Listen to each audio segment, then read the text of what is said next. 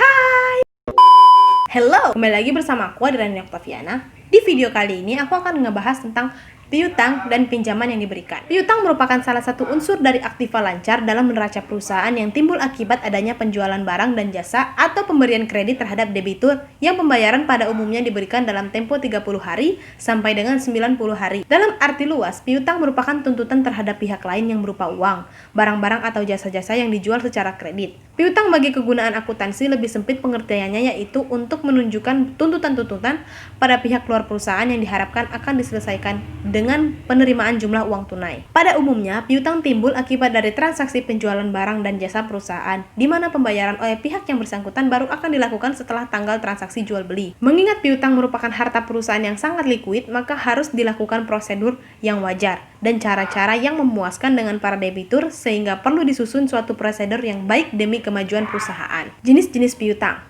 Yang pertama, piutang usaha. Piutang usaha timbul dari penjualan secara kredit agar dapat menjual lebih banyak produk atau jasa kepada pelanggan. Transaksi paling umum yang menciptakan piutang usaha adalah penjualan barang dan jasa secara kredit.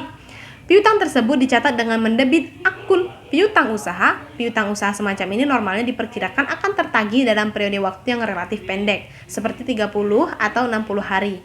Piutang usaha diklasifikasikan ke neraca sebagai aktiva lancar. Yang kedua, wesel tagih.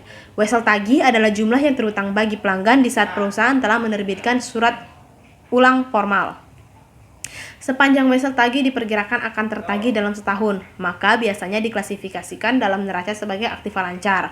Wesel biasanya digunakan untuk periode kredit lebih dari 60 hari. Wesel ini digunakan untuk menyelesaikan piutang usaha pelanggan. Bila wesel tagih dan piutang usaha berasal dari transaksi penjualan, maka hal itu kadang-kadang disebut piutang dagang. Yang ketiga, piutang lain-lain. Piutang lain-lain biasanya disajikan secara terpisah dalam neraca. Jika piutang ini diharapkan akan tertagih dalam 1 tahun, maka piutang tersebut diklasifikasikan sebagai aktiva lancar. Jika penagihannya lebih dari 1 tahun, maka piutang ini diklasifikasikan sebagai aktiva tidak lancar dan dilaporkan di bawah judul investasi. Piutang lain-lain meliputi piutang bunga, piutang pajak, dan piutang dari pejabat atau karyawan perusahaan. Pengendalian. Pengendalian yang layak terhadap piutang dapat dilakukan dengan cara A. Penyelenggaraan catatan piutang dalam kondisi yang memuaskan untuk memenuhi kepedulian kepada bagian keuangan.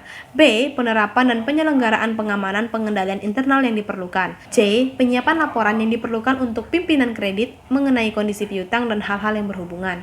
Dan D. Penilaian piutang secara wajar dalam neraca, termasuk pembentukan pengisian cadangan yang diperlukan. Untuk dapat pengendalian internal yang baik atas piutang harus dapat memenuhi syarat-syarat sebagai berikut. 1. Fungsi yang dilakukan oleh pegawai yang menangani transaksi penjualan harus dipisahkan dari fungsi pembukuan.